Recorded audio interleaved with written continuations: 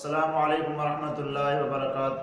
ناظرین، آپ کے سامنے جمع سالم کی بات چل رہی تھی کہ وہ جمع جب ہم اسے واحد سے جمع بنائیں تو واحد کا صیغہ سلامت رہے، واحد کا صیغہ نہ ٹوٹے۔ جمع سالم کی پھر آگے دو قسمیں ہیں، جمع مذکر سالم اور جمع مؤنث سالم۔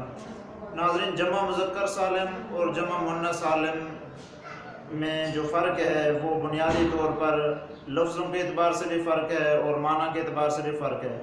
جب ہم واحد سے جمع بناتے ہیں جمع مذکر سالم تو اس کے بنانے کا طریقہ کار یہ ہے کہ واحد کے آخر میں اگر عبارت کے اندر جمع مذکر سالم کی رفعی حالت ہے تو واحد کے آخر میں واو ما قبل مضموم اور نون مفتوح لگا دیتے ہیں، جیسے مسلمون سے مسلمونہ۔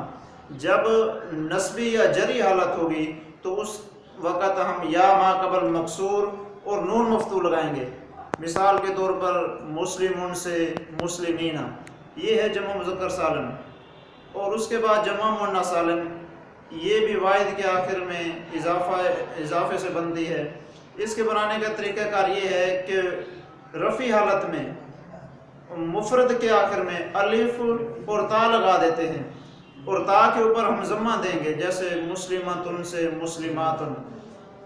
نسبی اور جری حالت میں بھی اسی طرح ہی بنتا ہے، لیکن اس کا فرق یہ ہے کہ جس طرح ہم مسلماتن سے مسلماتن بناتے ہیں نسبی اور جری حالت میں تا کے نیچے کسرہ دے دیں گے، جیسے مسلماتن۔ رفعی حالت میں مسلماتن، نسبی اور جری حالت میں مسلماتن۔ آگے ہم چل کے انشاءاللہ جمع کی جو معنوی اعتبار سے تقسیم ہے وہ آپ کے سامنے ذکر